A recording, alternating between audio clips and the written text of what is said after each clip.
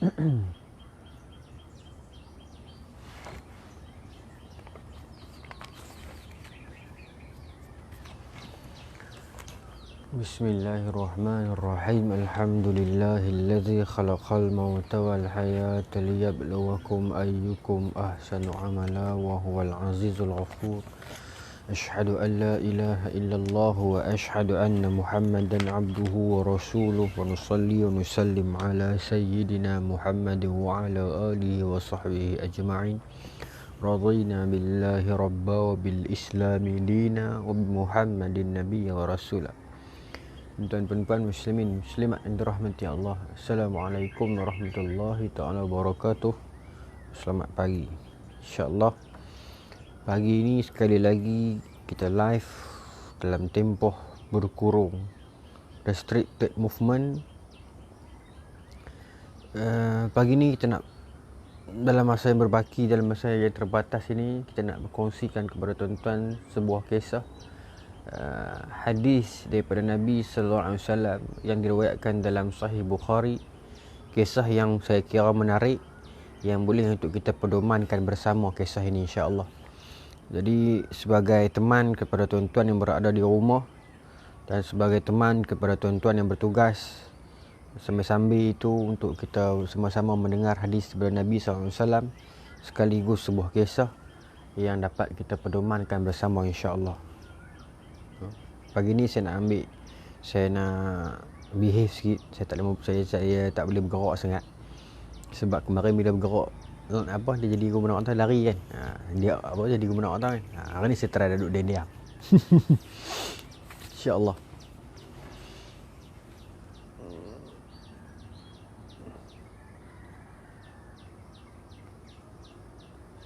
Don Dindang, penat tengok FB. Ada lagi yang masih tuning je lah. No, sama lah. Maka hari ni saya tak boleh bergerak sangat lah. Saya kena duduk macam ni kan. Dia baca je. Hari ni saya nak baca kat tuan-tuan kisah bergerak tu tak boleh, dia jadi mati. Macam tu bergerak dia jadi gelap. Kisah seorang penguasa Rom, padri yang terkenal. Saya pernah cerita dah kisah dia ni tahun lepas, masa bulan puasa, tentang seorang sahabat Nabi yang segak yang nama Dihyah tu, yang pergi jumpa dengan dia, bagi surat kepada dia. Yang Nabi tulis surat dekat dia kan, min Muhammad Rasulullah ila Herakl azim Rom kan, daripada Muhammad Rasulullah kepada Herakl, penguasa Rom. Maka orang yang sama akan kita bicarakan pada pagi ini, tapi kisah yang berlainan. Kisah yang akan kita ceritakan pagi ini adalah cerita kisah yang diceritakan oleh Abu Sufyan kepada kita.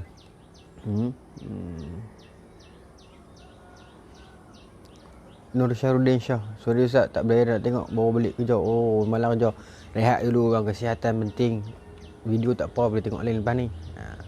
Kesihatan dulu. InsyaAllah. Maka tuan-tuan, hadis ini daripada Abu Sufyan. Dilaporkan oleh Ibn Abbas. Abu Sufyan cerita kepada dia. Kemudian Imam Bukhari riwayatkan dalam Sahih Bukhari. InsyaAllah boleh saya cerita tak?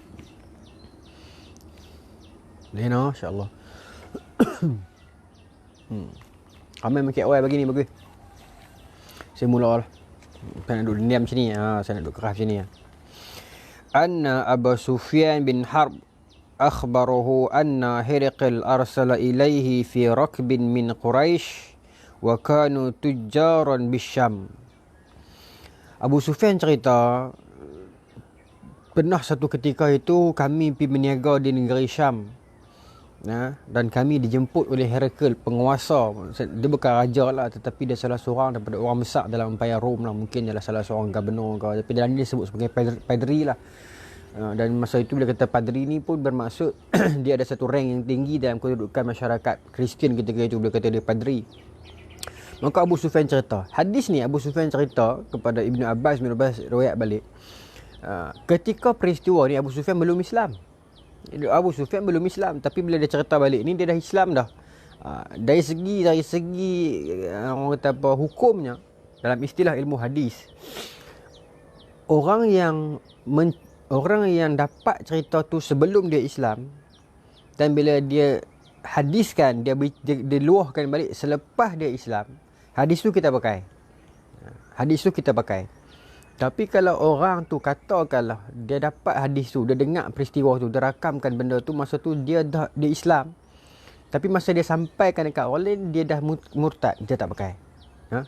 Jadi dalam konteks ni kita pakai lah. Walaupun dalam ketika era tu Abu Sufyan belum Islam, tetapi masa dia cerita balik ni dekat Ibnu Abbas, dia dah Islam dah. So kita pakai. Dalam ilmu hadis kita pakai. So Abu Sufyan cerita, kami ni satu masa dulu ni kami pergi menjaga dekat negeri Syam. Yang dalam kalangan penguasa-penguasa Quraisy ni di Mekah, kami pergi menjaga di negeri Syam. Era awal Islam ini. Maka ketika tu era mana? Era fi muddati allati kana Rasulullah sallallahu alaihi wasallam madda fiha Abu Sufyan wa kuffaran Quraisy. Ketika era Nabi dengan Abu Sufyan sedang melakukan perjanjian gencatan senjata.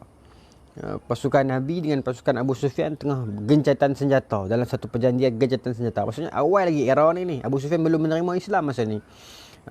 Telah berlaku perang, tetapi Abu Sufyan belum menerima Islam, bermaksud belum berlaku Fathu Mekah. Abu Sufyan masa tu masih lagi menentang Rasulullah. Tapi dalam era ini era gencatan senjata kan. Maka tuan-tuan, masa ni Abu Sufyan pun ada masa free, dia pergi menjaga di negeri Syam. Raja Rom ataupun penguasa Rom ataupun gubernur Rom masa tu Herakl, dia dengar cerita geng-geng Mekah mai, terus dia panggil pergi istana dia. Abu Sufyan dengan 5-6 orang besar Quraisy, semua peniaga Quraisy ni, dia panggil pergi makan di istana dia. Bila dia dengar orang Mekah mai, orang Quraisy mai, terus dia panggil pergi istana dia. Abu Sufyan cerita, dia panggil kami pergi makan lah, kot dia jamu bihun ke apa kan. Abu Sufyan kata kami pun pergi. Bila masuk ke majlis dia ni, wahum bi Ilya, nama tempat lah. Bila kami masuk di tempat dia ni, di Ilya ni, fada'ahum fi majlisih wa hawlahu unzama'ur Rum. Maka dia panggil kami pergi majlis dia, wa hawlahu, dan di sekeliling dia ada apa? Unzama'ur Rum. Dia jamak kepada azim. Dalam majlis tu ada orang-orang yang agung, orang-orang yang hebat, the great person of Rome. Bila kami dijemputkan majlis itu, kami pun pergi. Duk ingat nak pergi makan bihun, mutabak itu sajalah. Kot dia nak jamu orang-orang menjaga. Rupanya bila kami masuk ke dalam majlis itu adalah majlis orang-orang VIP dalam kerajaan Rom. Herakl ni penguasa nombor 1 lah masa tu dalam kawasan Ilya tu.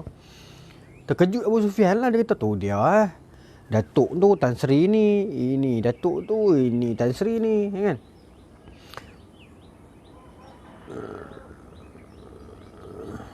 Zam Ihab perkenal roti canai dulu. PMTP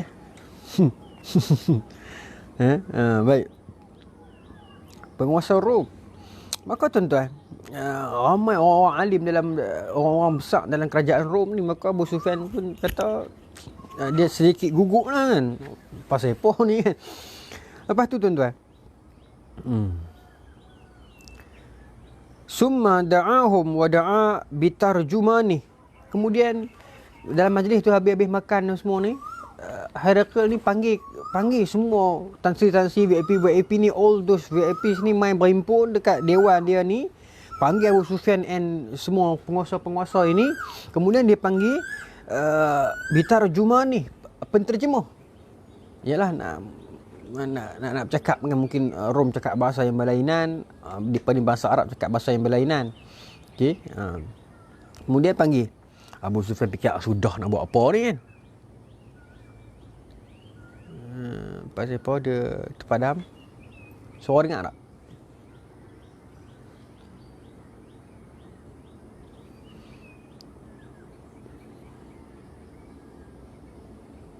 Suara okey tak tuan?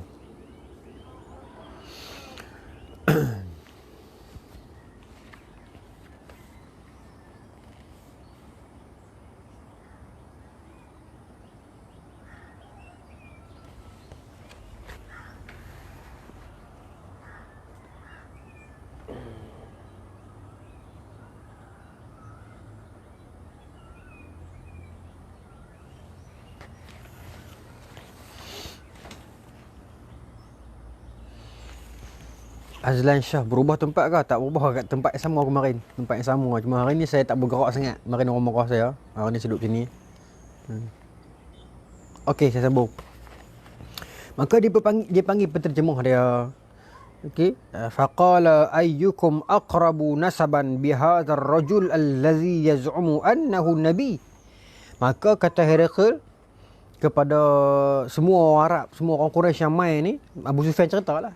Herakl pun bila masuk dalam majlis tu pun, maka dia kata, manakah antara kamu semua ni, kamu semua orang Quraisy, orang Mekah yang main ni, manakah di antara kamu yang nasab dia, keturunan dia paling dekat dengan satu orang lelaki ni yang dia mengaku dia Nabi.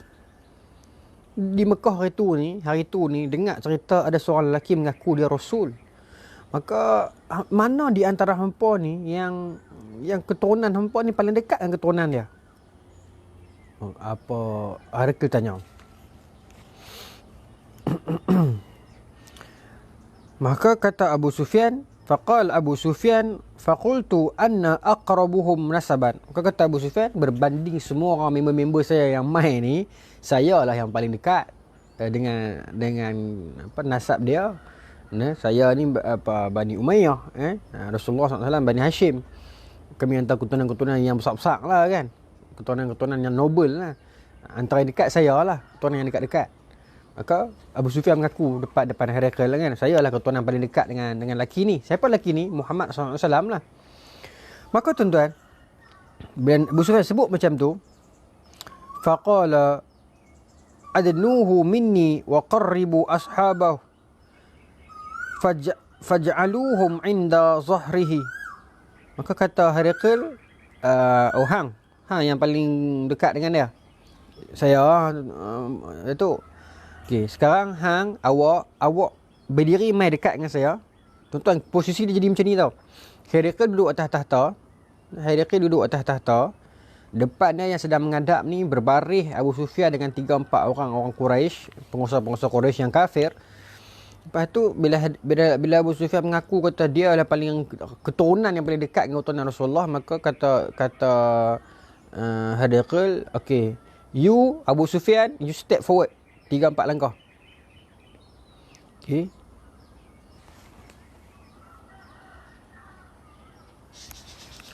You Abu Sufyan, you step forward 3-4 langkah. Maka Abu Sufyan melangkah ke depan 3-4 langkah, maka di belakang dia ni kawan-kawan dia lah. Dia ibarat kedudukan dia macam semayang berjemaah.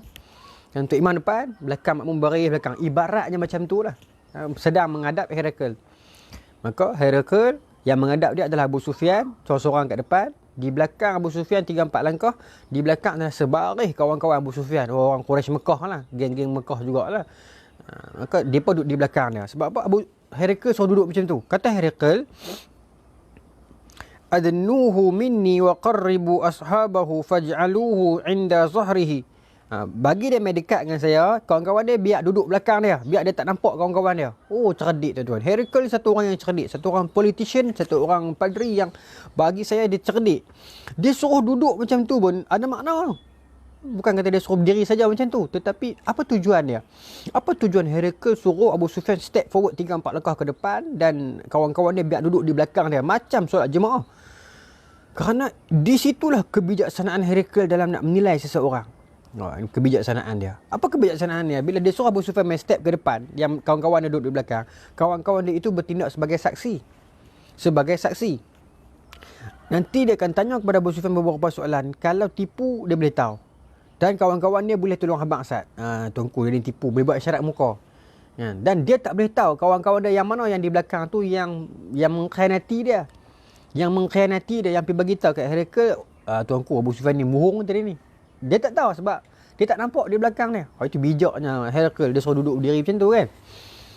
Maka tuan-tuan, qala li tarjumani qala lahum inni sa'ilun hadha an hadha ar-rajul fa in kadzabani fakadhibuh fa wallah laula fa in kadzabani fakadhibuh. Maka kata Herakl, aku akan bertanya kepada lelaki ini, Abu Sufyan ini, beberapa soalan. Dan kalau dia tipu aku jawapan, yang di belakang dia, para sahabat dia di belakang akan buat isyarat muka, akan buat isyarat yang dia memang sedang menipu. Dan kalau dia tipu, dia boleh sakit dengan aku. Aku nak jawapan yang jujur. Tuan kena ingat Abu Sufyan masa ni belum Islam. Belakang dia kawan-kawan Quraisy semua pun tak Islam. Herakl pun tak Islam. Mereka sedang duduk, dia nak tahu, dia nak soal siasat tentang siapakah Muhammad SAW ini. Maka kedudukannya bagi yang baru masuk, kedudukan dia adalah Herakl duduk atas tahta, depan dia Abu Sufyan duduk menghadap dia. Kemudian di belakang Abu Sufyan sebarisan delegasi Quraisy yang sama-sama keluar pergi di negeri Rom dengan Abu Sufyan. Kedudukan dia macam semayang berimam berjemaah. Abu Sufyan di depan seorang-seorang, belakang berbaris orang Quraisy sedang menghadap Herakl. Itu kedudukan dia. Maka kata Herakl, aku akan tanya dia beberapa soalan tentang Muhammad, tentang lelaki ni. Kalau Abu Sufyan ni muhur jawapan, di belakang Abu Sufyan ni kawan-kawan dia akan buat isyarat muka. Bermaksud jadi sedang bohong. Dia bohong kalau dia boleh sakit. Abu Sufyan Herakl kata. Dia bohong kalau dia boleh sakit lah. Terus Herakl cakap Penang. Tapi begitu yang berlaku. Maka nak bermulalah soalan-soalan daripada Herakl kepada Abu Sufyan. Okay, so far boleh follow tak? Dia tanya tak? Suruh sendiri lah. So far tuan-tuan boleh follow tak story ni, cerita ni? Saya nak sambung panjang lagi ni. Ada panjang lagi. Okay, jadi boleh follow tak? Putri Fairuz is watching. Assalamualaikum kau, apa khabar? So far boleh follow tak saya nak sambung? So, set of questions yang ditanya oleh Herakl kepada Abu Sufyan. Setakatlah clear tak? Sebelum kita move to another chapter, another plot. Nak komen sikit, seorang komen, so saya sambung.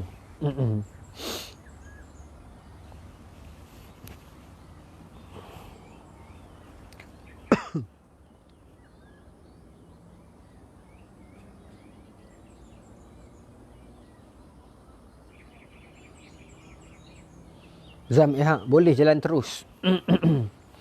Okay, sambung lah. Maka tuan-tuan, Herakl pun nak tanya soalan kepada Abu Sufyan. Apa soalan yang dia tanya? Baik.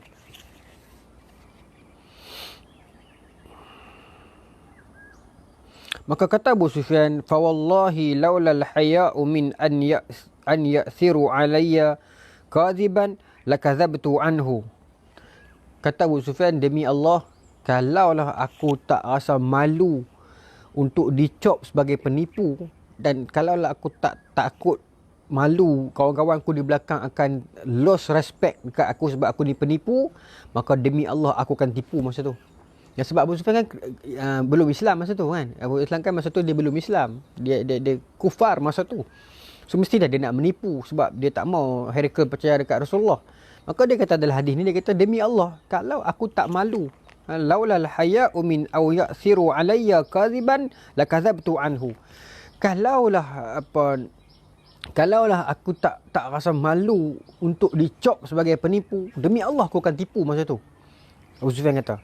Yang kedua, maksudnya di sini dia kata apa? Kalaulah aku tak rasa malu, delegasi Quraisy di belakang akan fikir aku ini seorang pemimpin penipu, demi Allah masa tu aku akan tipu punya jawapan aku. Pengajaran daripada ayat Abu Sufyan ni apa? Abu Sufyan adalah pemimpin Mekah, Quraisy kafir masa tu. Dia pemimpin. Dan dia tak mau menipu. Dia tak boleh menipu. Bukan tak mau, tak boleh. Pasal dia segat dengan orang-orang belakang. Bermaksud, walaupun mereka itu kerajaan kafir masa itu, tetapi di belakangnya sudah ada rakyat yang tak suka pemimpin yang menipu. Meskipun kerajaan Mekah masa itu kerajaan yang hancur dan yang bukan Islam. Kerajaan yang porak-peranda dan bukan Islam pula tu, itu pun rakyatnya tak mau pemimpin yang menipu. Kalau kita negara Islam yang masih lagi memilih dan mengundi pemimpin penipu, tak tahulah, malu kat orang jahiliah. Kan? Orang yang jahiliah Mekah pun tak mau pemimpin menipu. Tiba-tiba orang Islam merdeka ni pilih pemimpin menipu. Sayang lah. Abu Sufyan kata, kalau aku tak rasa malu, orang belakang aku akan fikir aku ni pemimpin yang menipu, aku akan menipu masa tu jawapan aku. Aku tak mau abang jawapan jujur kepada Raja Herakl sebab aku tak mau dia ikut Muhammad. Itu pendirian Abu Sufyan masa tu. Tapi tak boleh tipu. Sebab aku tak tahu di belakang aku siapa yang akan buat isyarat mata dekat Raja Herakl nak beritahu, wahai Raja Herakl, dia ni memuhung ni, bos kami ni. So dia takut, maka dia kata, aku terpaksa bercakap benar. Sebab aku tak tahu di belakang aku siapa yang nak pergi authorizekan kata-kata aku ni. Baik. Kita sambung. Summa kana awwala ma sa'alani anhu an qala kaifa nasabuhu fikum. Maka soalan pertama dia tanya kepada saya. Dia tanya dekat penterjemah dia lah. Penterjemah dia tanya kepada saya lah. Abu Sufyan kata kan. Soalan pertama dia apa? Mana tadi? Kana awwala ma sa'alani anhu an qala kaifa nasabuhu fikum qultu huwa fina dhu nasabin. Bagaimanakah keturunannya dalam kalangan kamu? Soalan pertama, ingat tuan-tuan yang nak salin, ingat. Soalan pertama dia tanya, bagaimanakah keturunannya dalam kalangan kamu? Bagaimana keturunan dia? Maka jawab Abu Sufyan, qultu huwa fina dhu nasabin. Dalam kalangan kami, nasab keturunan dia ni kira okey jugalah. Dia bukan keturunan yang mana hala mai. Dan dia bukan keturunan yang entah siapa-siapa.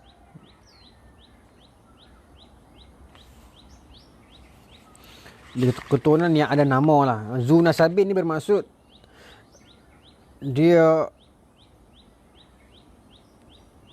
satu keturunan yang ada nama dalam masyarakat lah, macam tu. Okey. Okey. Kita sambung.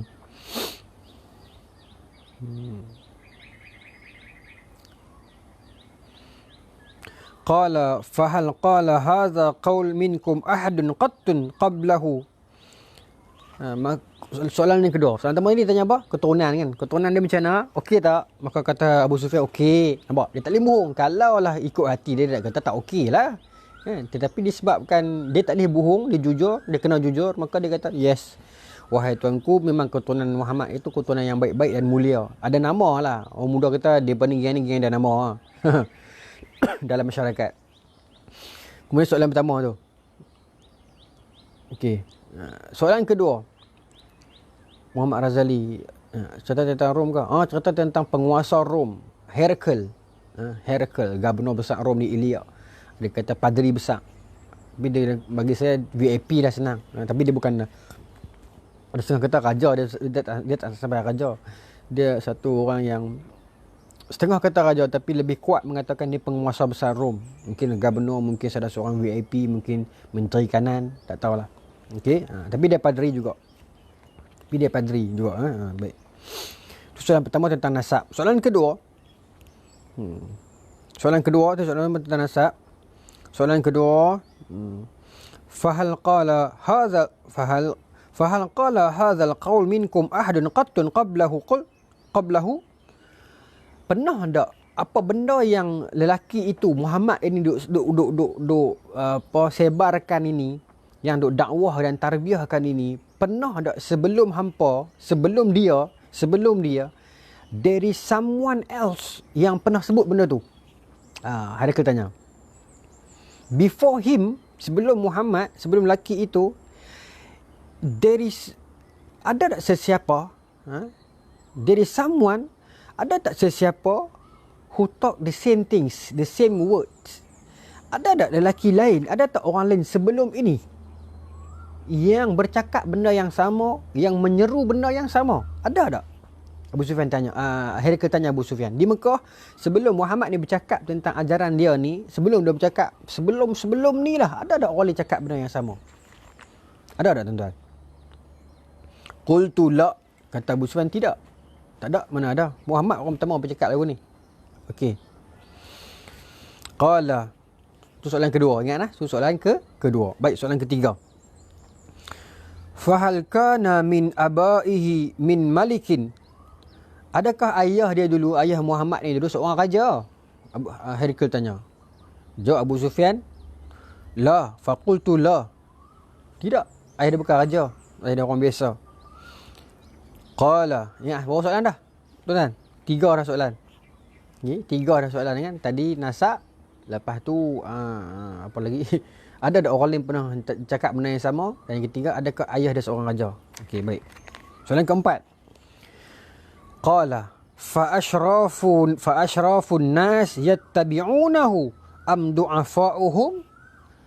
Adakah orang yang ikut Muhammad itu adalah orang yang fa ashrafun nas, ashraf, syarif, orang yang mulia, am du'afa'uhum, ataupun orang-orang yang dhaif? Yang diikut Muhammad ni adakah orang-orang VIP, orang kaya, orang yang mulia, ataupun du'afa, ataupun dalam istilah ahli syariati mustad'afin? Adakah orang yang macam tu? Orang yang miskin, yang dhaif, ataupun orang yang kaya, yang hebat? Majoriti lah, secara majoriti, bukan secara literally. Secara majoritinya yang ikut dia ni orang kaya ke orang miskin? Of course ada orang kaya, Saidina Abu Bakar, Saidina Osman, of course ada orang kaya, tetapi ini di sudut majoritinya. Yang kaya ke yang miskin yang ikut dia? Okey. Maka jawapan Abu Sufyan, tuan-tuan pun tahulah. Faqultu bal du'afa'uhum. Kata Abu Sufyan, bahkan kebanyakan majoriti yang follow dia, yang ikut Muhammad itu, kebanyakan orang daif, orang miskin, orang rendah-rendah, orang yang tak ada kedudukan sangat dalam masyarakat pun. Yang itulah yang ikut dia pun. Orang hebat-hebat besar-besar ada, tapi tak ramai. Abu Bakar, Umar, Osman ada lah. Tetapi majoriti yang ikut dia ni banyakkan orang susah, orang miskin, bekas-bekas hamba. Abu Sufyan cerita. Betul tak? Betul lah. Baik. Kemudian qala, berkata Herakl lagi, ayaziduna am yanqusun. Adakah pengikut dia bertambah ataupun berkurang? Herakl tanya. Pengikut dia ni, mengikut Muhammad itu, makin hari makin bertambah ke makin berkurang? Kalau ikut Abu Sufyan masa tu, dia nak bohong lah kan, dia nak kata kurang lah, tetapi tak boleh bohong. Maka qultu bal yazidun, kata Abu Sufyan, bahkan bertambah. Makin sehari makin bertambah pengikut dia. Saya pun susah hati nak buat gimana dah. Macam tu lah hati kan. Makin hari makin bertambah. Pengikut Muhammad ni makin hari makin bertambah dalam zaman tu. Qala fahal yartaddu ahadun minhum syakhta lidini ba'da an yadkhula fi. Kata Herakl lagi, ada tak para pengikut dia itu, ada tak dalam kalangan pengikut dia itu yang macam mana? Yang mana? Yartaddu, yang murtad. Yang murtad, yartaddu ahadun minhum syakhta lidinih ba'da an yadkhula fi. Apa ada tak dalam kalangan pengikut Abu Sufyan itu, pengikut Muhammad itu yang murtad, keluar daripada agama dia setelah dipaksa? Maknanya kalau para majikan dia yang kufar itu push, kalau hampa orang kafir Mekah ni pukul, paksa, tekan, apa orang panggil apa, torture dia, dan dia akan murtad, keluar daripada agama. Ada tak macam tu? Ada tak satu dua kes? Cuba serta kat saya. Ada tak kes yang orang yang ikut Muhammad, kemudian dia murtad, keluar daripada geng Muhammad kerana awak pukul dia, awak torture dia, awak tekan dia? Okay. Maka jawapan Abu Sufyan apa? Qultu la. Tak ada tuan-tuan. Tak ada. Allahu akbar, hebat para sahabat Nabi ni. Qala fahal kuntum tattahimunahu bil kadhib qabla an yaqulu ma ay yaqula ma. Maka kata lagi, HMK is watching. Maka kata soalan Herakl lagi, Herakl tanya, pernah tak kamu, dengan ayat ni, fahal kuntum tattahimunahu bil kadhib qabla an yaqula ma. Pernah tak sebelum Muhammad itu bercakap tentang kerasulan, sebelum Muhammad itu mengaku menjadi nabi, sebelum ini, pernah tak kamu penduduk Mekah mengatakan kepada dia ini seorang pendusta? Pernah tak? Sebelum dia mengaku dia nabi, hampa orang Mekah pernah tak tuduh dia berdusta? Kata kat dia berdusta, ataupun dia didapati berdusta? Maka jawapan qultu, kata Abu Sufyan, la, tak pernah pun tuanku. Nampak tak macam mana Herakl psycho Abu Sufyan ni? Dia bagi Abu Sufyan sedap. Tak sedap ke selama ni? Yang Muhammad ni, this is the right person. This is the truthful prophet. Tak nampak ke? Tak mau nak bagi Abu Sufyan ni nampak. Hampa yang duduk di Mekah, duduk sekali dengan dia pun tak nampak. Aku orang Kristian Rom yang duduk jauh pun aku boleh nampak benda ni. Itu point dia. Herakl bukan Islam masa ni. Dia padri. Maka tercenganglah Abu Sufyan bila kena soal macam tu. Di belakangnya pula ada board of jury yang yang memberi penyaksian sama ada dia bercakap benar atau berdusta. Pertama dia kena bercakap benar. Maka ini kebijaksanaan Herakl. Okay. Maka kata Abu Sufyan tidak. Tak pernah tunggu. Qala fahal yaqdir. Pernah tak dia ini memungkiri janji? Pernah tak dia mungkir janji dengan hamba sebelum ni? Abu seolah-olah tuan-tuan, situasi ni macam Herakl ni nak sedangkan Abu Sufyan dengan orang Mekah. Yang hampa tak mau ikut sangat Muhammad ni pasal apa? Dia tipu ke sebelum ni? Dia menipu ke? Dia pecah amanah ke? Dia khianat ke? Seolah-olah macam tu tau. Seolah-olah macam nak bagi geng Mekah ni sedap. Yang hampa buta sangat pasal apa? Aku orang jauh pun nampak, hampa orang dekat tak nampak. Seolah-olah macam tu lah. Yang salah, the compilation of those questions ni menunjukkan macam tu kan. Macam seolah-olah Herakl nak bagi orang Mekah ni sedap yang pasal apa hampa buta sangat tak ikut Muhammad? Seolah-olah macam tu lah. Pasal tuan-tuan tengok soalan tadi kan. Pernah tak dia berdusta? Tak pernah. Dia tanya lagi. Fahal yaqdir. Pernah tak dia mungkir janji? Kata Abu Sufyan. Qultu. La, tak pernah sebelum ni. Wa nahnu minhu fi muddatin. Tapi sekarang ni kami orang kafir Mekah, orang Quraisy Mekah dengan Muhammad sedang dalam muddah, sedang dalam satu fasa perjanjian gencatan senjata.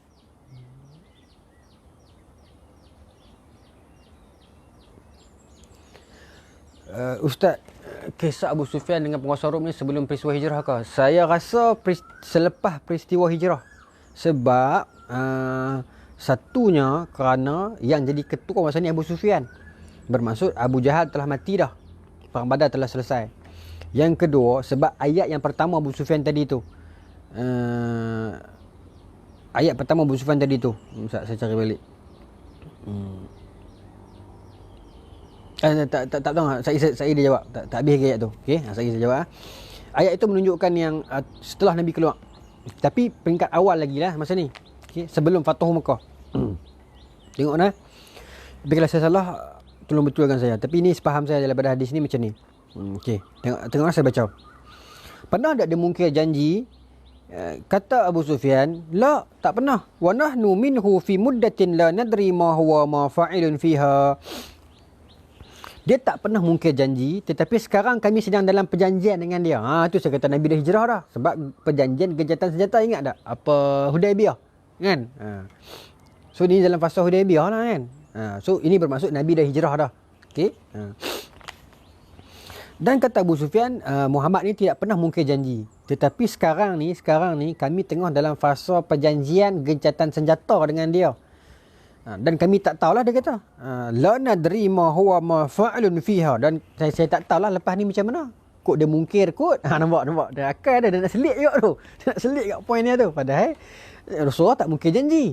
Cuma Abu Sufyan dia nak bohong pun tak berani. Dia cuma boleh kata, Muhammad sebelum ni tak pernah mungkir janji. Tetapi sekarang kami tengah dalam fasa perjanjian gencatan senjata dengan dia. Lepas ni tak tahulah macam mana. Kok dia mungkir ke tak mungkir. Nampak? Akal. Dia nak selit juga.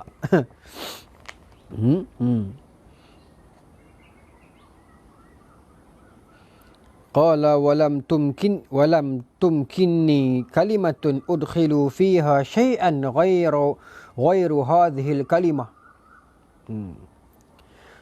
Fahal qataltumu? Qultu na'am. Maka kata Herakl lagi, kamu berperang tak dengan dia? Siapa ni? Aminuddin Muhammad. Saya cintakan Ustaz. I love you too. Saya dah segar cakap macam ni tu. Herakl tanya Abu Sufyan, fahal qataltumuhu? Kamu berperang tak dengan dia? Kamu pernah berperang tak dengan dia? pernah nak berperang dengan dia ataupun kamu memerangi dia tak? Kata Abu Sufyan, faqultu na'am, pernah. Memang kami duk perang dengan dia pun selama ni.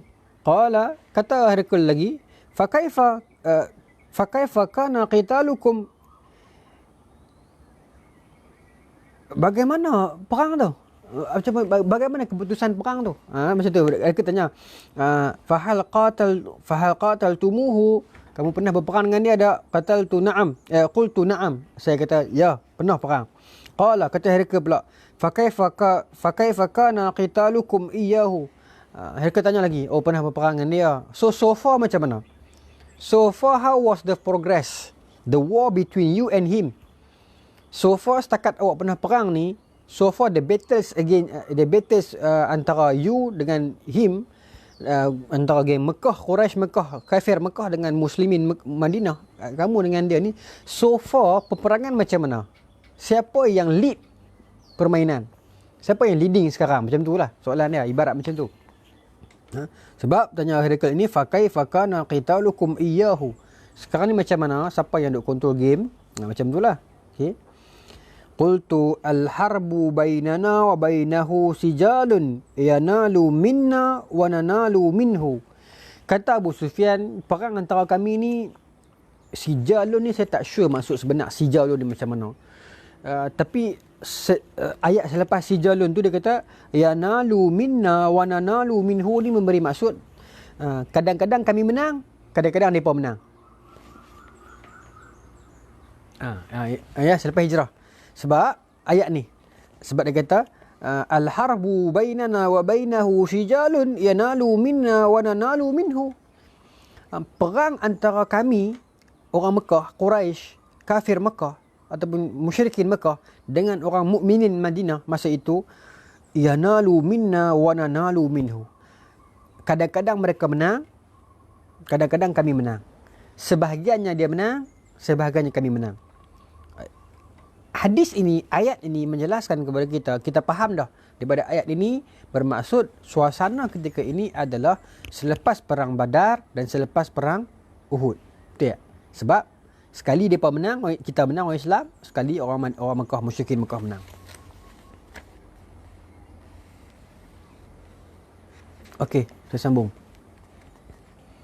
Tonton ni panjang ni tuan-tuan ni. Saya tak tahu berapa boleh habis. Sekejap lagi matahari naik, saya tak boleh ni dah. Hitam lagi. Baik. Qala madza ya'murukum. Akhirnya tanya, apa yang disuruh kamu buat? Yang kamu duk lawan dia selama ni, perang dengan dia, tak mau follow dia. Madza ya'murukum. Dia suruh buat apa? What has he ordered you to do? Apa yang dia suruh kamu buat? Apa yang dia seru kamu buat? Ya'mur. Apa yang dia seru kamu buat? Qultu, kataku, Abu Sufyan kata, yaqulu u'budullah wahdah. Sembah, Muhammad berkata, laki tu berkata, sembahlah Allah sahaja. Wala tusyriku bihi syai'an. Jangan syirikkan Allah, jangan sekutukan Allah dengan sesuatu apapun. Watruku ma yaqulu aba'ukum. Tinggalkanlah kata-kata nenek moyang kamu. Kata-kata yang cerita-cerita dongeng, cerita-cerita kurafat, cerita-cerita penyembahan berhala ni kuat, berhala ni kuat, cerita-cerita nenek moyang yang salah itu tinggalkan. Watruku. Tinggalkan, kata Nabi. Tinggal. Ya. Wa ya'muruna bis-salah. Dia menyuruh kami semayang. Dia suruh kami solat. Wasidqi, dan berlaku sidiq, itu apa? Jujur. Wal afaf, dan bermaaf-maafan sesama kami. Wasilah, dan menghubungkan silaturahim. Maknanya Abu Sufyan pun tahu apa yang Nabi Muhammad sallallahu alaihi wasallam itu bawa dan suruh adalah semua benda baik. Sembah Allah, u'budullah wahdah, sembah Allah satu. La tusyrik bi syai'an, jangan syirikkan Allah. Watruku ma yaqulu aba'uhum, tinggalkan apa yang telah dikatakan oleh nenek moyang kita dulu yang salah itu. Kemudian Wasidqu, bercakap benar, wal afaf, bermaaf-maafan, wasilah, dan menghubungkan silaturahim. Semua yang Nabi ajak dan suruh itu adalah semua benda yang baik, dan Abu Sufyan pun mengerti benda tu. Abu Sufyan pun tahu benda itu baik. Abu Sufyan pun tahu yang Muhammad cakap dan suruh ini benda yang tidak ada salah pun, kebaikan, keelokan, benda yang tidak bertentangan dengan fitrah. Maka tidak ada alasan untuk orang Quraisy Mekah menolaknya, tetapi mereka still menolaknya. Itu sebab tu saya kata tadi, hadis ini seolah-olah Herakl nak bagi orang Mekah sedar, nak bagi tamparan kepada orang Mekah yang why you all are still refusing him, rejecting him. Why? Kenapa awak semua masih menolak dia? Sedangkan one by one listed those question yang saya bagi, listed ini satu-satu soalan ni, semuanya awak jawab betul. Ini menunjukkan awak ini bukan awak tidak tahu tentang Muhammad. Bukan awak ingat Muhammad itu jahat. Awak pun tahu dia baik, awak pun tahu ajaran dia betul, awak pun tahu dia tidak pernah menipu dan sebagainya. Kenapa awak still menolak dia? Seolah-olah macam tu.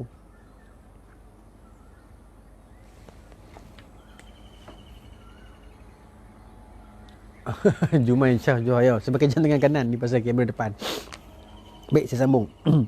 Kenapa awak still menolak dia? Soalan macam tu lah kan. Sebab semua yang, dan Abu Sufyan pula hafal tu satu-satu yang Rasulullah ajar. Jangan syirik Allah, buat baik, bermaaf-maafan, bercakap benar, bercakap jujur, tinggalkan khurafat, tinggalkan berhala. Abu Sufyan hafal tu. Jangan main. Allahu akbar, alhamdulillah. Baik. Faqala li tarjuman, maka berkatalah Herakl kepada penterjemah dia. Tarjuman, penterjemah. Maka dah selesai, habis dah soalan tu, selesailah soalan tu. Jadi tuan-tuan nak tahu tak jawapan Herakl apa? Ini menarik. Okey, ini fasa ketiga. Kita nak masuk fasa ketiga, perangan ketiga pula. Plot ketiga. Habis dah soalan yang telah dikatakan oleh dijawab, semua soalan itu dijawab oleh Abu Sufyan. Maka sekarang ni giliran Herakl pula untuk bercakap. Okay, dia dah tanya dah semua, hamba dah jawab dah. Sekarang ni giliran aku pula nak cakap. So bersedia tak aku nak cakap ni? Herakl tanya. Dan tuan-tuan bersedia tak saya nak sambung ni? So far faham tak? So far faham tak story ni? Sebelum saya sambung, apa jawapan Herakl? Mana jawab? Saya nak tidur Ustaz.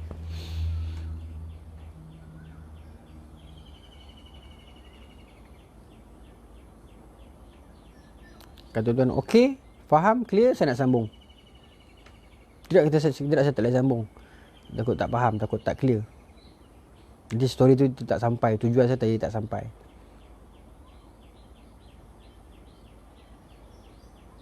Jawab dulu, saya tunggu.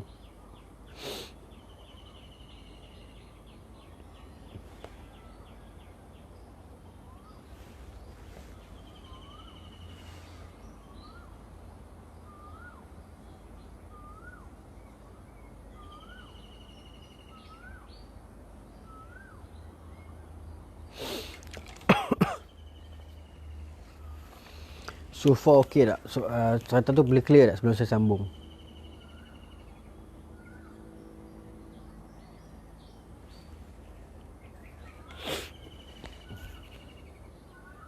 Tak ada komen baik. Cakap seorang-seorang ni.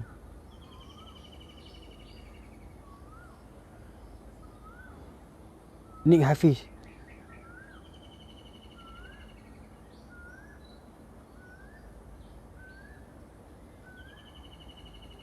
Sambung.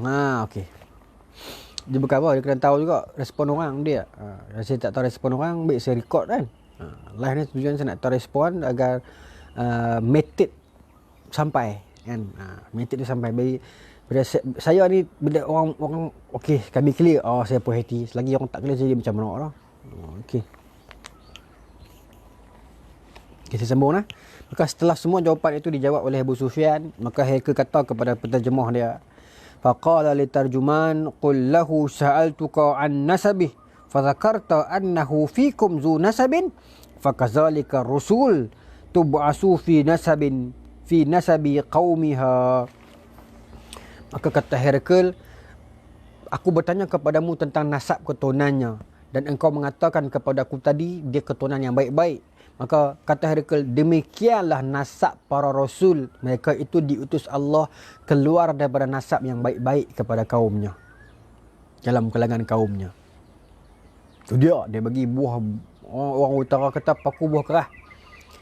Buah mula dia bagi ayat tu dah.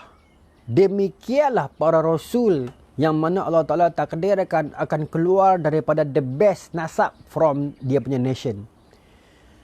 Rasul. Maknanya selama ini Abu Sufyan and the gang menolak Muhammad itu seorang rasul. Ayat pertama Herakl bagi kat Abu Sufyan adalah demikianlah sifat rasul yang benar. Memang rasul-rasul sebelumnya memang keluar daripada keturunan yang baik. Buah pertama dah Herakl bagi buah tu dah. Tertunduk Abu Sufyan. Hanya dengan nanti soalan kelima, enam, tujuh. Soalan pertama aku dah hantam dah. Aku dah sebut dah. Rasul lah tu.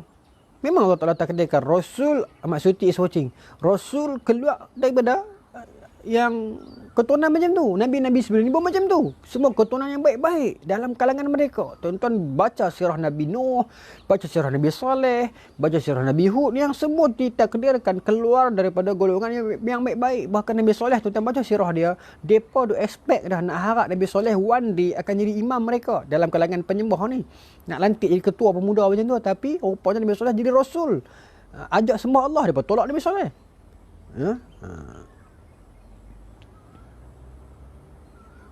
Baik, saya sambung. Maka jawapan pertama Herakl kata, itulah sifat seorang rasul, keturunan yang baik. Abu Sufyan sengap nak kata apa? Soalan kedua.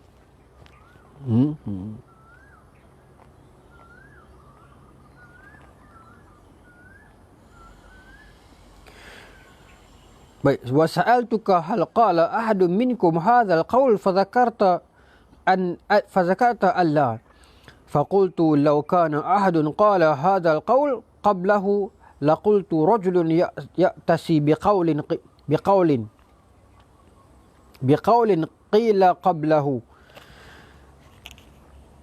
Soalan kedua aku tanya tadi, kena dekat tangan belah ni. Wadah tak kacau. Soalan kedua aku tanya tadi kepada kamu adalah, adakah pernah seorang yang lain yang pernah bercakap benda yang sama sebelum Muhammad ini cakap? Ada tak orang lain pernah cakap benda sama? Hang jawab apa tadi? You jawab apa tadi? Just now, what did you answer? Apa yang awak jawab tadi? Apa yang Abu Sufyan jawab? Tak ada kan? Tak ada orang lain kan? Maka kata Herakl, itu bermaksud dia benar. Kalaulah sudah ada orang lain bercakap benda yang sama, kemungkinan besar Muhammad itu, rajulun, lelaki itu menipu sebab meniru kata-kata orang sebelumnya ada. The probability, kemungkinan untuk dia tiru, quotes, ambil balik kata-kata orang sebelumnya itu ada. Tetapi kerana hang kata di Mekah tidak ada lagi orang yang bercakap benda yang sama sebelumnya, maka itu genuine from Allah, genuine from God, asli daripada Tuhan, dan dia benar, Nabi yang sebenar. Dua dah Herakl bagi tamparan kepada Abu Sufyan. Ketiga, wa sa'altuka hal kana min abaihi min malikin fadzakarta alla. Qultu falau kana min abaihi min malikin qultu rajulun yatlubu mulka abi. Kata Herakl, aku bertanya kepada kamu soalan ketiga, adakah ayah dia ini dulu seorang raja? Engkau jawab tidak, bukan raja. Maka kataku, benar dia seorang nabi. Sebab kalau pak dia ni dulu raja, arwah pak dia dulu raja, dia bukan nabi. Dia cakap macam tu sebab dia nak tuntut tahta ayah dia balik.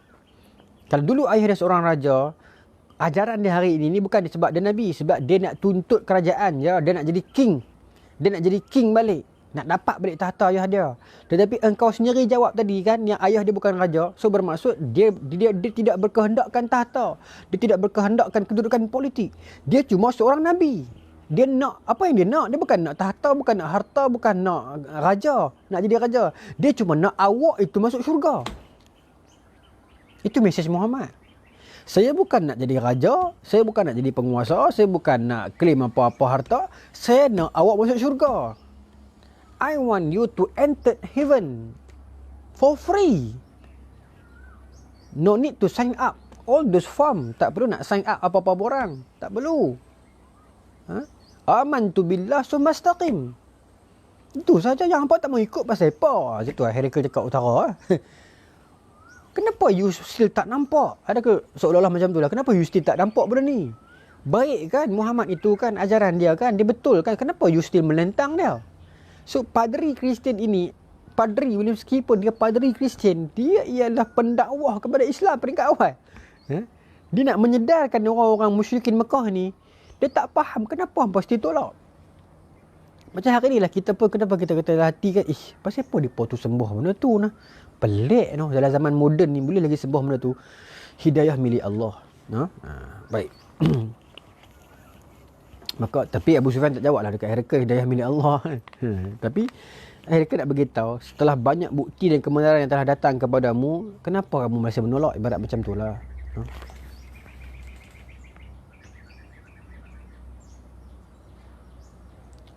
Herakl ni sama kau dengan Hercules dalam movie Hollywood. Dia kata tak sama kot.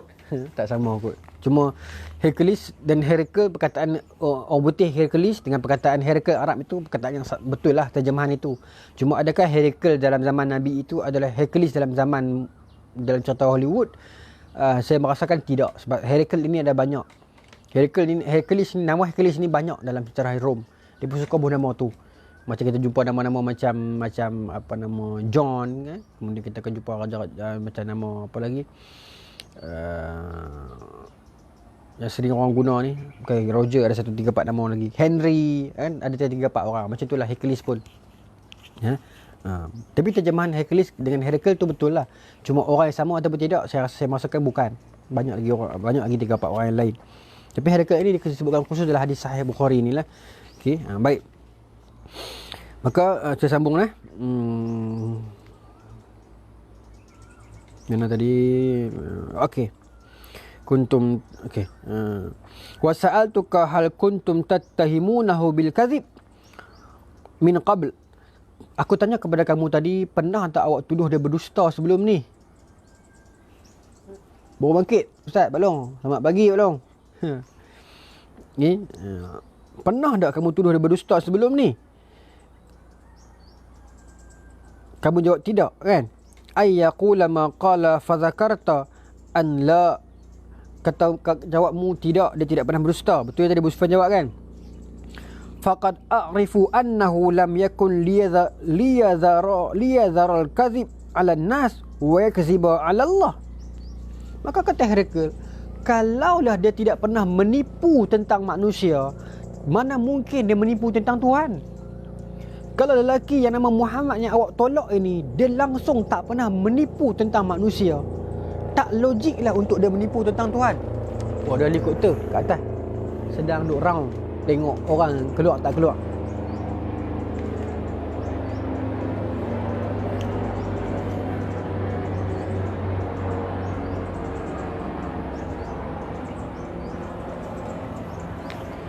Maka kata Herakl kepada mereka ni, wahai Abu Sufyan, ibaratnya macam ni lah, selama ini Muhammad itu tidak pernah menipu atas nama manusia untuk meraih apa-apa kelebihan. Mana mungkin seorang lelaki yang tidak pernah menipu sesama manusia tentang manusia, dia nak menipu tentang Tuhan? Apa yang dia dapat kalau dia tipu? Kalau dia tipu tentang manusia, mungkin dia dapat keuntungan, dia tipu apa-apa, dia dapat duit dan sebagainya.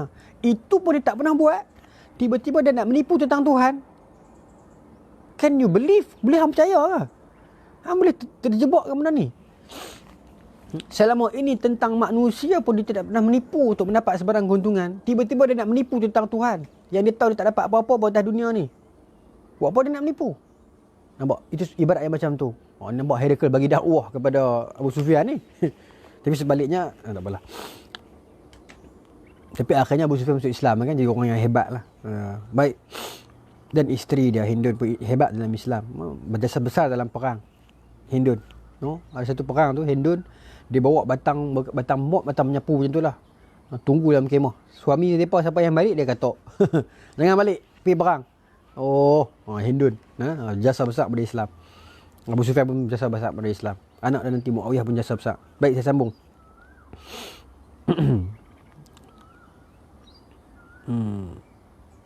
Okey, mana tadi?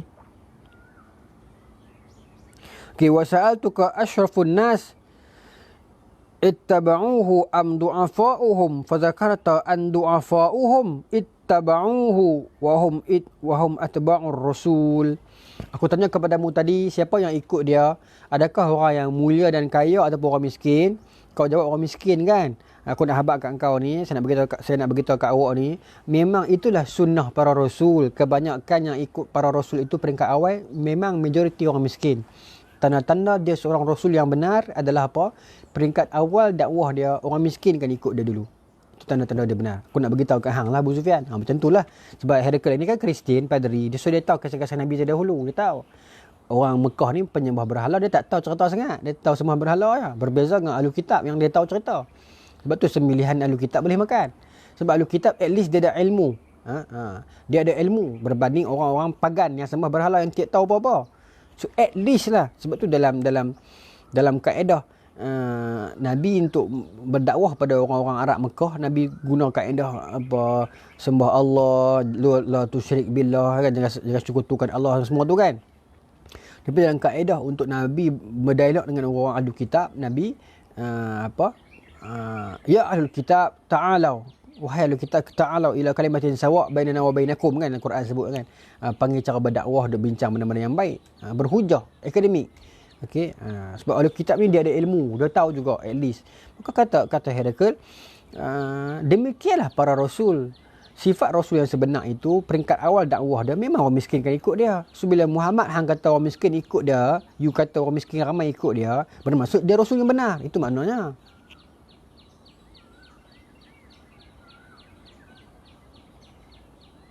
Main berkena cok kodok dengan kopi orang. Oh lemak, marah dengan cok kodok kopi orang. Syok tu. Cok kodok. Pergi bagi idea macam ni, nak cari pisang lagi buat cok kodok. Saya buat cok pisang kemarin tuan. Saya buat cok pisang. Kawan saya Azam, dia beli pisang awak. Dia post mai. Saya buat cucuk. Saya bancuh tepung. Standard tepung kita nak bancuh tu lah, tepung ni kan. Tu contoh saya campur sikit tepung bestari, tepung yang goreng tu. Bubuh dalam 3 sudu. Dan saya bubuh madu. Kacau.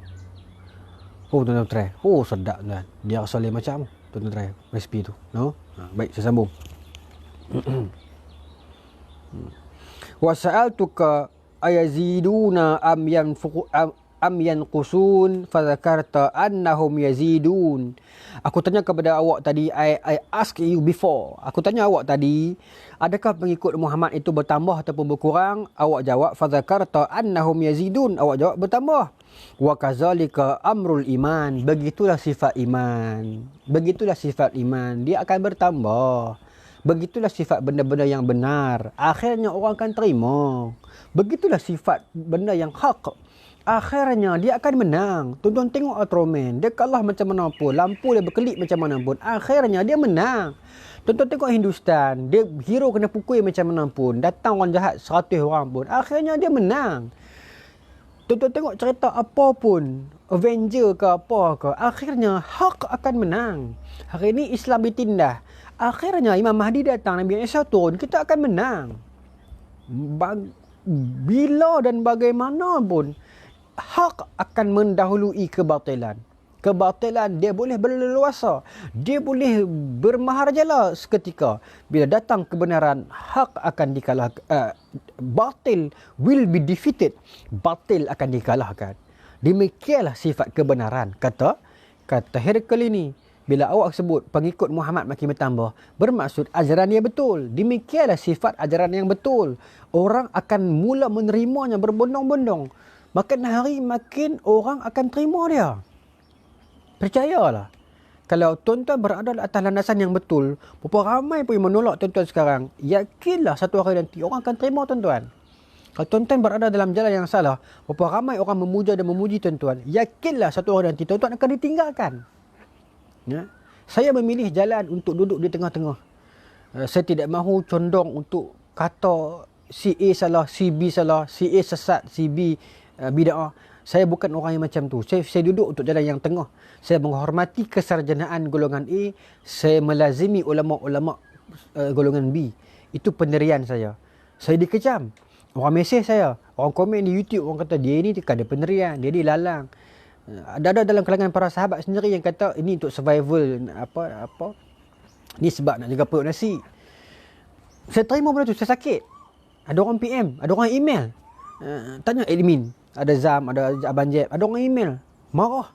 ustaz ni sat-sat puji geng Perlis, sat-sat puji geng-geng Asy'ariyah kita. Ustaz ni betul-betul benda apa sebenarnya? Marah. Sampai saya jadi sedih. Dan bila ada dalam kalangan orang terdekat sendiri yang komen di belakang, saya dapat serta dia kata, dia ni nak jaga periuk nasi, sebab tu dia puji dua-dua. La hawla wala quwwata illa billah. Saya sangat sedih. Demi Allah, wallahi di bawah matahari ni saya beritahu tuan-tuan, tidak ada sebarang niat nak jaga periuk nasi ke nak apa ke. Periuk nasi apa duk pakai maybe buruk tu sampai keluar apa. Tak pernah kaya lah. Terani je lah. Tapi itulah kaedah dan manhaj saya pilih untuk menghormati kedua-duanya, kerana bagi saya kedua-duanya ada benarnya. Pada saat tertentu, pada ketika tertentu, pada keperluan tertentu, kedua-duanya ada benarnya bagi saya. Sakit tuan-tuan saya terima peringkat awalnya, tapi sekarang alhamdulillah saya mula menampak sinarnya. Telah ramai sahabat-sahabat yang PM, yang dalam grup, yang jumpa, yang berkata, dulu saya keras Ustaz, keras semua, saya tolak orang ni. Lah ni baru saya nampak bila Ustaz kata tu betul orang tak, kita kena lapang dada banyak no. Alhamdulillah. Sekarang baru saya nampak sinar itu. Orang yang membenci, haters will always hate. Haters sentiasa membenci. Orang tidak akan menerimanya tuan-tuan. Sekali-kali kalau mereka membenci, mereka tak, one day mereka akan terima. Burung pun mengaku. Betul ya tuan-tuan? Kalau tuan-tuan berada atas landasan yang betul, ramai macam mana pun orang menolak tuan-tuan, yakinlah satu hari nanti orang akan menerimanya. Tapi kalau tuan-tuan berada pada jalan yang salah, dalam perbuatan yang salah, sikap yang salah, ramai macam mana pun orang yang memuji dan memuja kita, one day mereka akan seorang demi seorang akan meninggalkan kita. Percayalah benda tu. No? Jangan yakin, confident kita duduk di atas, cakap tipu, benda yang bukan-bukan, buat merepek-merepek, orang suka kita. Jangan yakin, one day orang akan tinggalkan kita. Ini peringatan kepada, tak payahlah, saya sambung. Saya nak kata peringatan kepada tu geng kosmetik punya jutawan tu, tapi tak elok pula nanti kan marah saya pula. Tak payahlah, saya sambung je lah.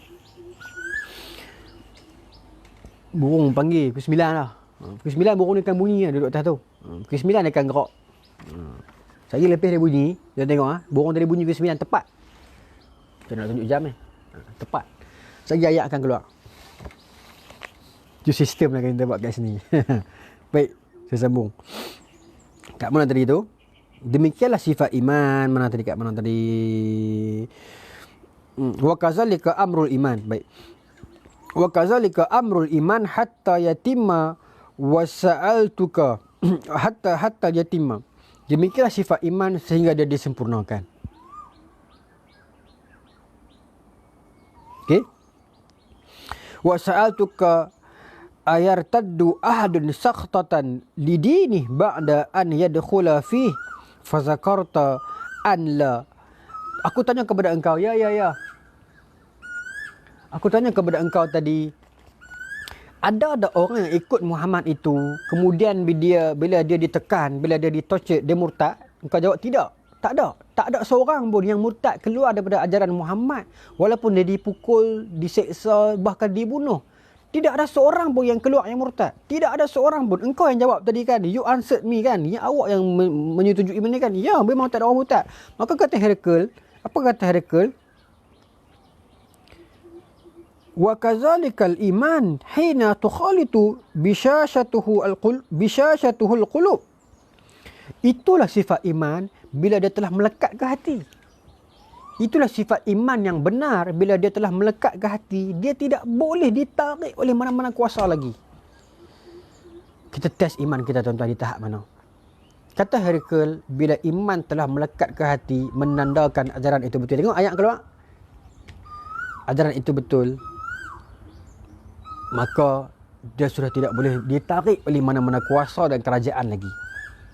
Itu sifat dia. Kerana itu tidak ada seorang pengikut Muhammad yang murtad. Itu bermaksud ajaran Muhammad itu betul. Itu makna Herakl. Okey. Wa sa'altuka hal yaghdir. Aku tanya kepada engkau tadi, adakah dia pernah memungkiri janji? Fa zakarta alla wa kazalika ar-rusul la taqdiru. Engkau kata tidak. Maka jawab Herakl, itulah sifat Rasul, tak pernah mungkir janji. Wa sa'altuka bima ya'murukum. Aku tanya kepada engkau tadi, apa yang diserukan? Diserukan kepada apa? Jawab engkau, fadzakarta annahu ya'murukum an ta'budullah wa la tusyriku bihi syai'an wa yanhaakum an ibadatil awthan wa ya'murukum bis salah wa sidqi wal afaf fa in kana ma taqul haqqan. Bila aku tanya kepada engkau tadi, apa yang diserukan? Kau jawab apa? Kau jawab, dia suruh sembah Allah sahaja, dia suruh buat baik, dia suruh solat, dia suruh cakap benar, dia suruh hubungkan silaturahim, dia suruh tinggalkan berhala. Percayalah, kata Herakl, percayalah kata Herakl. Fa in kana ma taqulu haqqan, apa yang awak cakap tadi, apa yang dia cakap itu benar, bermaksud ajaran dia itu benar. Fasayamliku mawdi' qadamai hatain wa qad kuntu a'lamu annahu kharij lam akun azunnu annahu minkum. Kata Herakl, paderi ataupun penguasa Rom ni, dia kata apa? Apa yang awak sebut itu ajaran dia, bermaksud dia benar, dia itu memang seorang rasul yang kami semua nantikan, yang seluruh alam sedang menantikan. Kata Herakl ayat terakhir dari tuan dengan anak, dia kata apa? Wa qad kuntu a'lamu annahu kharij lam akunnu azunnu annahu minkum. Sebenarnya aku sebagai orang padri Kristian, aku dah tahu dah yang sekarang ni should be seorang rasul telah keluar. No, orang Kristian tu. Dia pun tahu. Ya'rifunahu kama ya'rifun abna'ahum. Dia pun tahu. Kata Herakl, sebenarnya laqad kuntu alimtu annahu kharijun. Aku telah tahu. Aku tahu dah sebenarnya sekarang ni should be the period yang seorang lelaki rasul sebenar akhir zaman akan keluar. This moment, this period. Masa ini, aku tahu. Cuma aku tak tahu siapa. Dan aku tak tahu keluar di mana. Sekarang, pencarian aku, soalan aku telah terjawab. Dengan jawapan awak. Memang benar dia seorang rasul. Aku tahu memang dia rasul. Dan aku tahu memang betul saat yang betul dia keluar sekarang. Cuma aku tak sangka. La azunnu, apa sebut tadi? Lam akun azunnu annahu minkum. Aku tahu dia keluar dan aku tahu dia benar. Berdasarkan cerita kamu tadi, pengakuan kamu tadi, yes, Muhammad is the true messenger. Dia lelaki sebenar, rasul sebenar. Aku sangat menantikan dia selama ni. Dan aku tak sangka pula dia keluar dalam kalangan kamu. Orang yang tidak menghargai dia. Dia kata. Okey. Kemudian tuan-tuan, ayat terakhir Herakl ini kita jadikan muhasabah lah ayat ni ayat terakhir.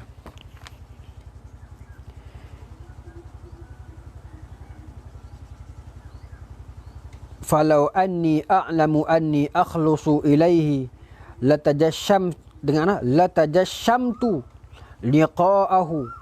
Kalau aku ada ruang dan peluang dan cara untuk aku pi berjumpa dengan dia, aku akan usahakan cara sebanyak mana yang boleh pun nak pergi jumpa dengan dia. Dan kata Herakl, Allahu Akbar, walau kuntu indahu, kalau aku ada peluang untuk duduk di sisi dia macam kamu. Ni Abu Sufyan dengar ni, dia kata, kalaulah aku, Tuhan rezekikan aku ada peluang macam kamu, duduk di sekeliling dia di Mekah dulu ni. Kalaulah aku ni Tuhan takdirkan ada peluang duduk di sekeliling dia, walau kuntu indahu, kalau aku ni Tuhan bagi peluang macam kamu, ada peluang untuk duduk dekat dengan dia, direzekikan berada dengan dia, nescaya aku tidak akan siakan. Ini ayat hari ni kalau orang kata kan, orang kata hampa duduk di Terengganu tu, hampa duduk pi dak jumpa UAI. Tak pernah pi pun, rugilah hampa duduk sana, tak pi jumpa dia kan, orang kata kan. Hampa duduk di Kuala Pai tu, apa pi ziarah dah Pak Sumit, tak pernah pi pun, rugilah dia orang kampung pun tak pi kan. Hampa duduk di Mesir dulu, hampa pi tak melazimi ulama tu dekat Mesir, tak pernah pi pun, kami duduk saja dalam bilik ya. Rugi hampa tak pi, lalang dah duduk sana dah kan. Hampa pi Mekah tu, hampa pi tak ziarah makam Siti Khadijah, tak pi ziarah pula, rugi hampa dah pi dah. Macam tu ibarat dia kan. Maka Herakl kata, hampa ni rugilah. Aku ni nak sangat jumpa dengan dia, tak boleh jumpa. Sebab kedudukan aku padri, orang pun duk sanjung aku, ada pangkat dalam kementerian, semua susah nak jumpa. Tapi kalau ada ruang-ruang kecil untuk aku bertemu dengan Muhammad, nescaya aku akan pergi. Dan kata Herakl ini, walau kuntu indahu la ghasaltu an qadami. Ini paling pedih tuan-tuan. Walau kuntu indahu la ghasaltu qadami. Demi Allah, kata dia, kalau Tuhan izinkan aku dalam kalangan orang yang duduk di sekeliling dia, demi Allah, la ghasaltu qadami, aku akan basuh kedua kaki dia. Kata Herakl. Ini Raja Rom, penguasa Rom, gubernur Rom, padri besar Rom.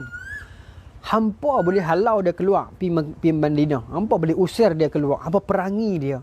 Hampa tak hargai seseorang yang hebat ini. Demi Allah, aku ni penguasa Rom. Kalau aku ada peluang jumpa dengan dia, melazimi majlis dia, duduk dengan dia, demi Allah, la ghasaltu qadami, aku akan basuh kedua kaki dia. Level aku ni padri besar, agung, the greatest rujukan dalam kerajaan Rom. Kalau aku jumpa Muhammad, pangkat aku cuci kaki dia. Sedangkan hampa penyembah berhala yang tidak tahu apa-apa, boleh usir dia keluar.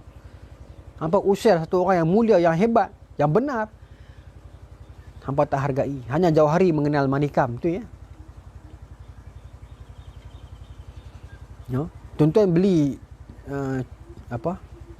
Coko-coko, bukan coko-coko. Coki-coki. Coki-coki satu harga RM2, 20 sen. Dan tuan-tuan beli mah, rantai mah harga RM20,000. Tuan-tuan bagi kat kanak-kanak umur 2 tahun. Yang mana lebih berharga kepada dia? Coki-coki. Dia tak ambil rantai mah tu. Meskipun coki-coki tu harga RM20, rantai mah tu harga RM20,000. So, di mana nilai yang sebenar? Apakah nilai yang sebenar? Apakah nilai kekayaan yang sebenar? Adakah pada mata wang? Adakah pada material? Ha? Kalaulah tuan-tuan ada duit 2 juta cash dalam kotak, dalam musim coronavirus ini kita kena berkampung di rumah, makanan semua habis, duit tu kita tak boleh makan pun.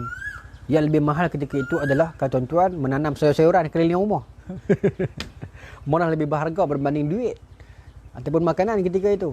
So apa nilai kekayaan yang sebenar? Nilai kekayaan yang sebenar adalah syukur dan redha kepada Allah Subhanahu wa taala. Maka tuan-tuan, demikianlah kisah Herakl, seorang penguasa Rom, yang nanti akan ada kisah Nabi hantar surat dekat dia. Nabi hantar Dihyah Al-Kalbi hantar surat dekat dia. Kisah tu tuan-tuan boleh dapatkan dekat YouTube. Saya dah cerita dah tahun lepas, pada bulan Ramadan tahun lepas. Yang akhirnya tuan-tuan, berkat dakwah Herakl ini, Abu Sufyan masuk Islam dan menjadi seorang yang hebat dalam Islam. Herakl saya tak pasti, sebab ada satu riwayat yang lain, Ibnu Nadur cerita Herakl masuk Islam dalam hati sengap-sengap. Ya? Pendapat yang kedua mengatakan dia nak masuk, tetapi memikirkan rakyat dia akan menentang dia tak jadi masuk. Tapi itu perbezaan sajalah. Tapi cara tu Islam tu tak tahu. Saya kena baca lagi lah. Wallahu ta'ala a'lam. Terima kasih banyak-banyak atas perhatian dan pendengaran tuan-tuan. Pagi ni alhamdulillah ramai. Alhamdulillah. Rupanya ramai yang seronok dengar cerita, kisah. Alhamdulillah memberi semangat pada saya untuk meneruskan pada hari yang lain kalau ada kelapangan masa dan ruang. Mudah-mudahan. Ini kaedah dah, ini metod dia. Saya akan carikan kisah-kisah berdasarkan hadis, agar dari samping kita dengar kisah, kita juga dapat dengar hadis daripada Nabi SAW.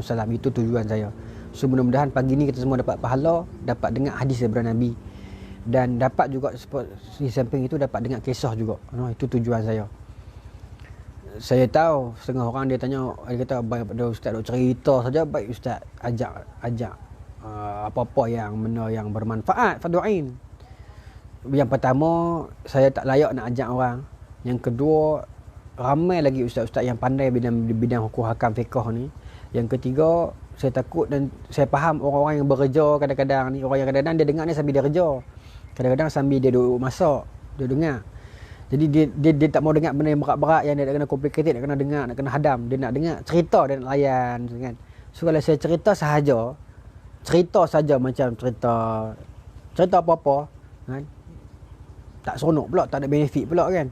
So biarlah saya cari cerita berdasarkan hadis. So kita dapat cerita, pengalaman cerita yang seronok itu, dan kita dapat juga dengan hadis. Kita gabungan antara keduanya. Mudah-mudahan itu niat saya lah. Itu kaedah dia. Maka tuan-tuan pukul 9 suku dah, saya kena beransur. Okay. Kebun telah pun berjalan. Jadi, seperti biasa, sebelum kita habis, saya nak tunjuk sikit proses. Dah macam Divo AA dah pagi ni. Mari macam ni. Ni pun macam ni juga.